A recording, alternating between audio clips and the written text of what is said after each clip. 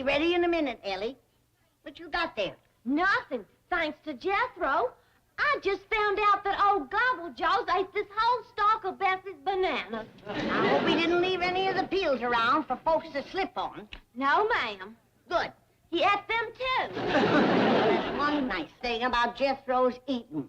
Very little waste. Now, Bessie's sure upset. He's got that monkey biting all 4 sets of fingernails. Well, he'll be out of her hair and bananas directly. How come? Your pa's setting Jethro up in business. Oh, fooling. What kind of business? I don't know yet. He and Jethro's out front right now, talking heart to stomach. Sit down, I'll tell you what I want to talk about. But you can't just wait till after Vittles. I'm starving. I ain't had nothing to eat since breakfast but a few bananas.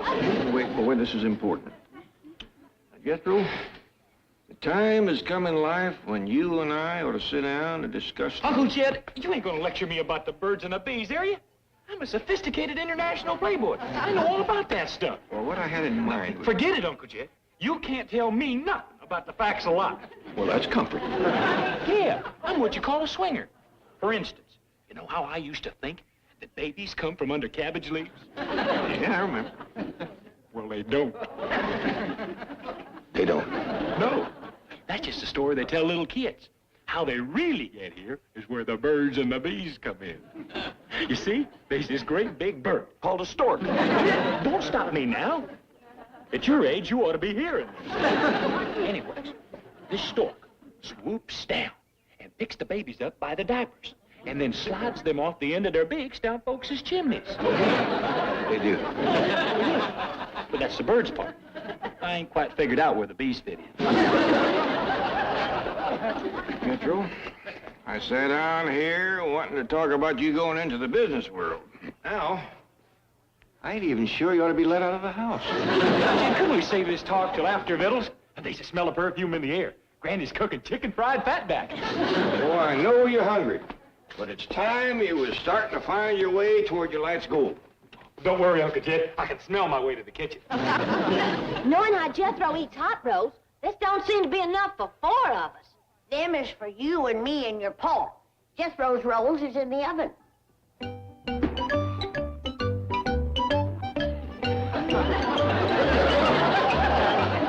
Wow! I used to spend all morning baking 3 dozen rolls for Jethro. Then he come up with the idea of only making 2. Bite-sized. Wish I had a 6th grade education. And now, he must be what you call an intellectual. Just hope he makes a good businessman. Well, he told me when you're as smart as he is, you're to the world to teach. He don't know what he wants to be. One day it's a Supreme Court justice, the next day it's a soda jerk. Well, he gets him notions from them kind books he's always a-reading. Well, as of today, there ain't gonna be no more of that. He is through leading the life of a scholar. My very own business, huh? That's right. Just decide what you want to be. Well, let's see. I've always had a bent for brain surgeon. Uncle Jed, couldn't we talk about this some other time when I ain't starving? There ain't that much time in life, boy. Concentrate. Look inside yourself. What do you see? Nothing. I'm as empty as last year's bird's nest. Jethro, you're choosing your life's work once and for all. Now, get food off your mind for a minute. All right, Uncle Jed. I got food off my mind, and I done decided on my life's calling. Good. I'm gonna be a fry cook. Fry cook? Yeah, in my own restaurant. Oh, please, Uncle Jed. You gotta admit, ain't many folks know more about food than me. Well, I grant you, there ain't many of them as et more of it.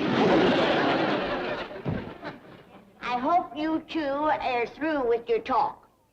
'Cause, Vittles is, ready!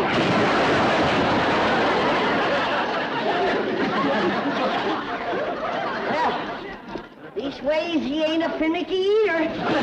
Be easier on that door if he was.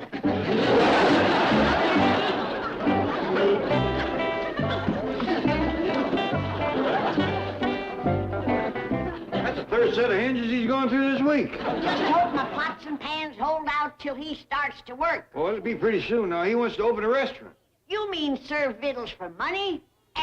Oh, you ought to do all right, as long as he can stay ahead of his biggest competitor. What's that? His stomach. Speaking of that, we better hurry out to the kitchen whilst there's still some food left. Come on, Jim. Sure was scrumptious, Granny. Good-sized portions for a change. But what are you all gonna eat? You mean Ellie left you in there with all the victuals? Yes, ma'am. There goes your dinner, Jed. I suppose you cleaned off the whole table. No, ma'am. You mean you left something? The dirty dishes. Dishwashing's your job, Granny. You ain't gonna catch me doing woman's work. I'll catch you up by the head. Jed, don't waste another minute. Find that boy a restaurant. I'm going to talk to Mr. Drysdale. And do me a favor. Start looking out around Kansas City.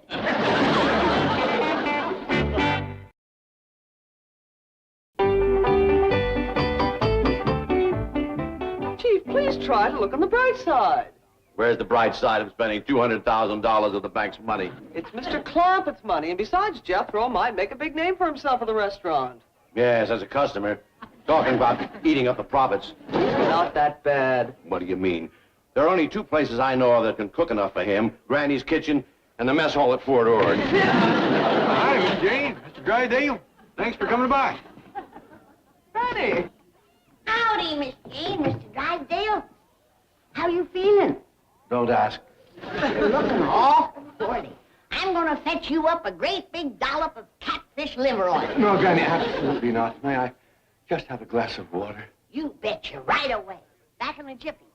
Mr. Clampett, you wanted to talk about buying a restaurant for Jethro? Yeah, but if you ain't feeling good, I can handle it myself. We ain't planning to spend that much money.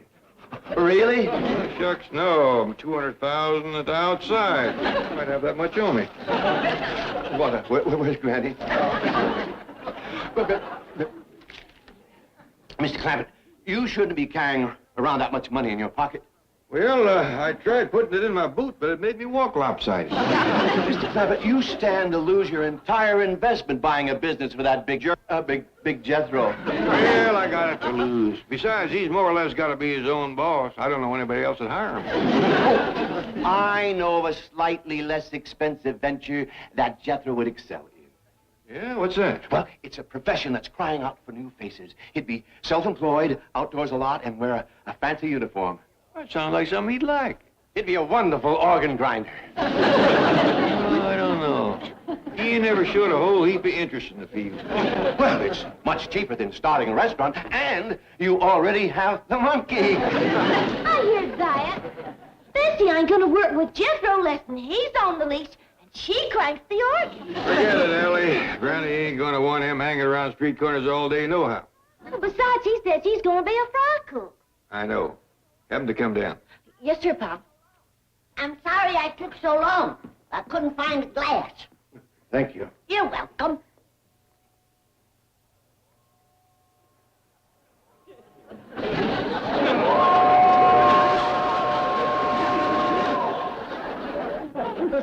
That put the blood back in your cheeks. Forced a little into your eyeballs, too. There's supposed to be water in here. There is. Drop or two, but it's mostly rheumatism medicine.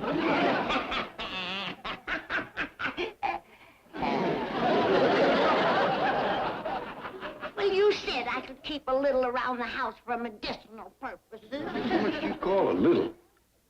No more than a gallon or two. Miss Jane is looking for you. Now you go find her and then get rid of all that rheumatism medicine. Just her and me? Why, 2 gallons is enough for a whole barn dam. Hey! Take a look at what Fry Cook does. The apron was my own idea. Jethro, you really ought to try grinding a hurdy-gurdy. Oh, don't worry, Mr. Drysdale. When I get my restaurant, I was going to make every kind of unusual sandwich there is. A hurdy-gurdy, peanut butter and jelly. The boy's got his heart set on cooking, sort of combining business and pleasure. Well, I'll see what eating establishments are currently for sale. I was going to make mine world famous. And next to my cooking, Granny's is going to taste like day-old sawdust. Glad to see you got a hat big enough to take care of your swelled head. I'm sorry, Uncle Jed. Kind of got carried away by my fancy uniform. I couldn't find Granny anywhere. Oh, why, Jethro, you look as though you just stepped off a can of corned beef hash. Shucks, Miss Jane, thank you. Like they say, clothes makes the fry cook. Come on, Miss Hathaway. We're buying a restaurant for Jethro. Goodbye, Mr. Clampett. Bye. May I have a sip of your water? Of course not. You're driving. I'll take the glass. Oh, and I thought of a name for my restaurant. I'm going to call it the Happy Gizzard. Bye, Miss Jane. Mr. Drysdale.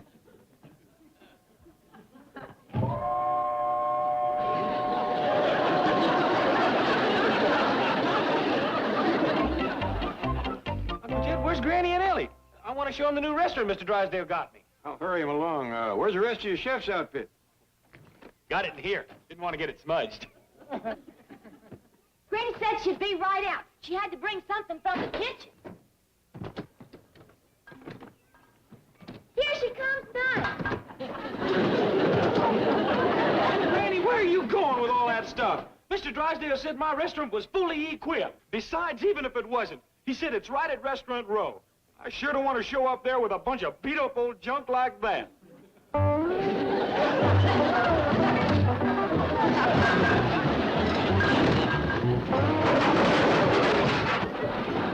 All right, let's go.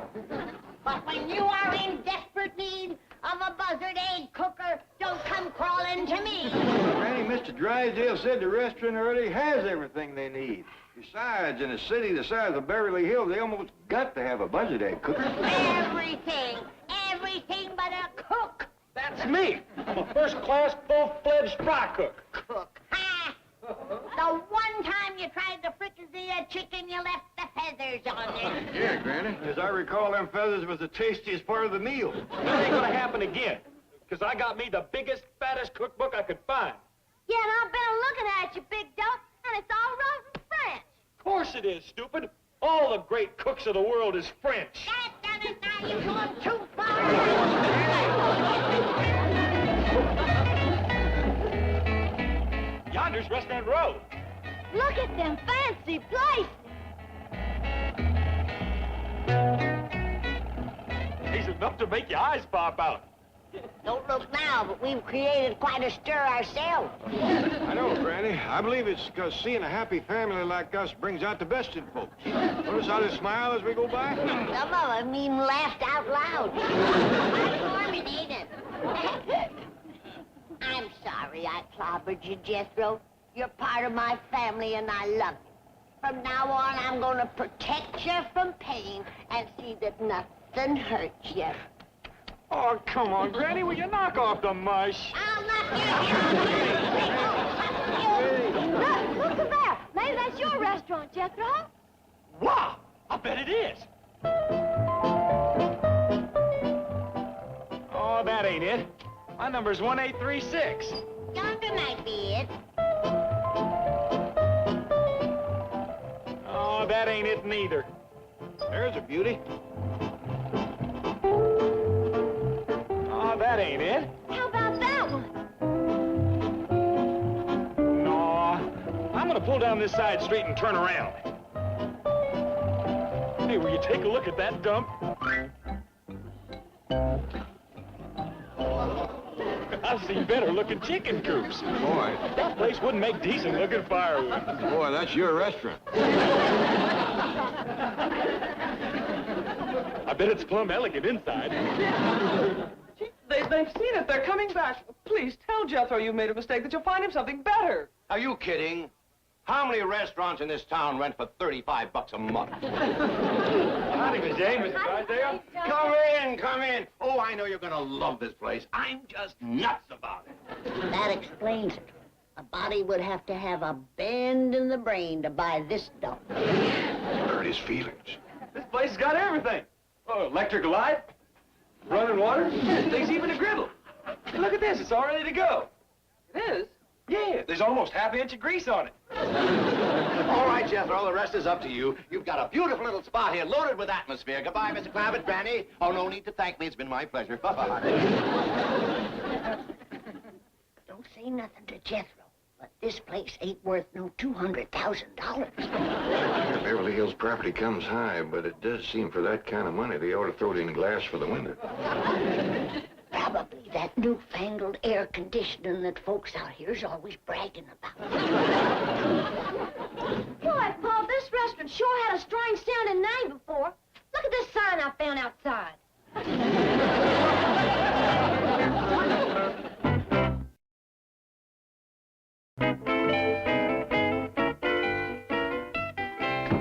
cheer up, Miss Hathaway. The genius of high finance has done it again. You know that soft drink machine in the lounge? Well, I just returned the empties and netted myself a cool 96 cents. 96 cents means more to you than poor Jethro, stuck in that abandoned mine shaft you call a diner. His cafe is right off Restaurant Row. On a dead-end street. The Kravitz have been down there cleaning and fixing for customers who will never come. It just breaks my heart. And it would yours, too, if you had one. You don't have a heart, eh? Well, listen to this.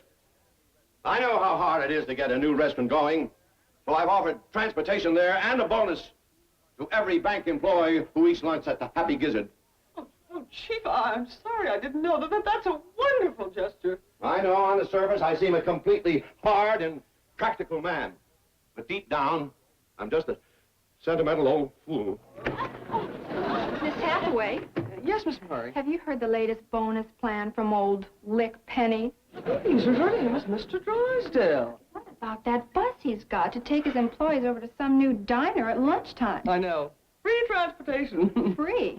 He's charging $2.50 a head. What? Wait till you hear the bonus he's offering.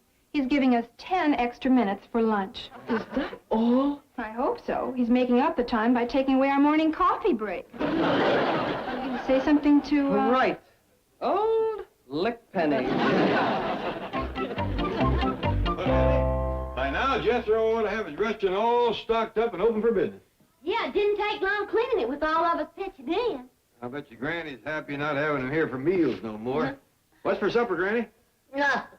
Nothing. I forgot how to fix for 3 people. I'm used to having Jethro here and cooking for 12. Yeah, you get used to it again. I don't even want to. There's no challenge. What you mean, Granny? Well, with Jethro here, every mealtime was a kind of a test for myself to see if I could cook enough to fill that bottomless pit of his. I never made it, but it was always something to shoot for. I miss him, Jed. I miss him setting up to the table and wolfing down his dinner in 30 seconds flat. He was fast, all right. Fastest I ever seen. I miss the sound of them big white teeth of his gnashing together, grinding up bones and gristle, anything. Didn't matter. I liked it best when he ate corn on the cob. Ain't often you meet a fella who eats at cobs and all. What I'd give to see his knife and fork clanking together again, the sparks flying in every direction. He did bring excitement to mealtime. Didn't matter how you cooked things, raw or burnt to a crisp. It was all the same to him. I believe I can say about Jethro Bodine, he never met a meal he didn't like. Let's go see him, Jed. Yeah, Pa. Well, he's got the truck, and it's pretty near 10 miles down to his restaurant. A short walk is good for the circulation. Come on. I wanted him to go it alone for a spell, but I'm beginning to miss him myself. I'll just get a few things together in case he needs them. Well, now, let's stay out of his way. He's probably got his hands full taking care of paying customers. Gee whiz, where is everybody? 4 hours without a customer. What could I have done wrong? Got the location, a snappy name, new glass in the windows, plenty of victuals, hot griddle. How can they stay away? Hot dog, my first customer.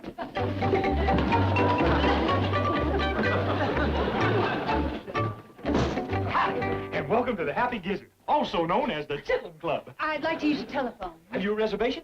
Huh? Oh, that's all right. I'm the owner. I think I can find you a stool.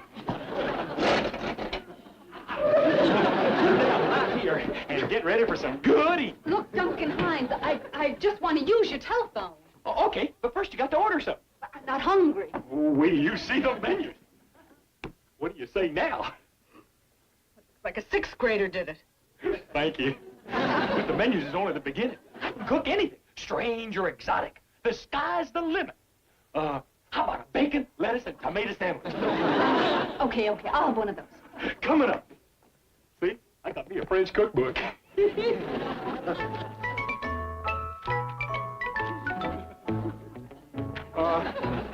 Wouldn't you just as soon have a hamburger? Okay, a hamburger. Gotcha. My griddle's all hot. What would you like on that, beautiful? I wouldn't laugh. There's a lot of danger in this line of work. That's the third time I've done that today. My hand ought to be medium rare by now. Hey, look, where's your phone? Oh, hold on. I'll get your hamburger. Have a glass of water while you're waiting.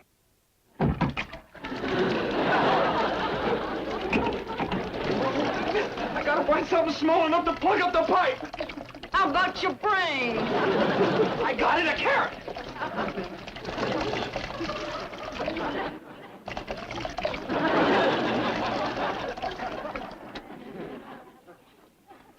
Oh, one burger coming up. Let's see, I need onion.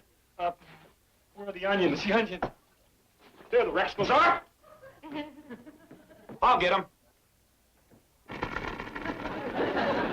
Hey, genius, watch where you're stepping. Don't worry, ma'am. I'm as sure-footed as a mountain goat.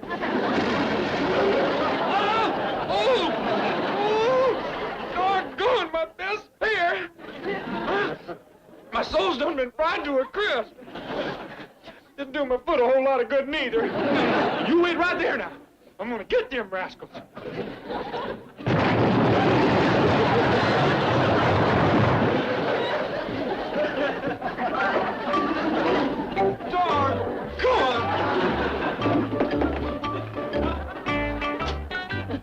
I'm missing 4 of my onions. And all of your marbles. I'm getting out of here. Oh, wait. You can make your phone call now, and I'll cook your hamburger for you when you're finished. All right. Where is the phone? Get on the truck.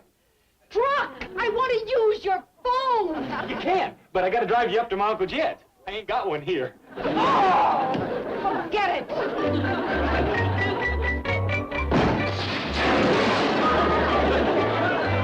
Gone. What's this glass doing on the floor? My windows got broke, and so did my spirit. Streetcar conducting's looking good to me right now. Take it easy. Everybody has to fall a time or two before they take the first step.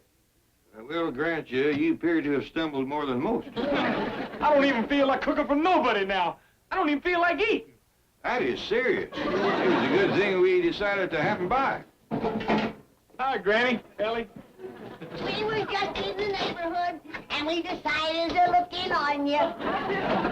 He walked all the way down here, wouldn't let us help her carry a thing. What are you doing with all that stuff? Hey, you never know when you're going to find a little cooking to do.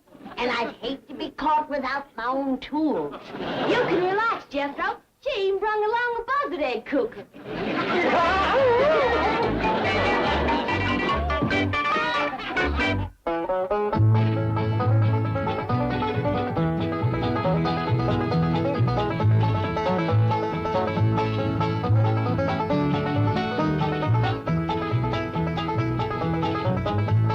Now it's time to say goodbye to Jed and all his kin.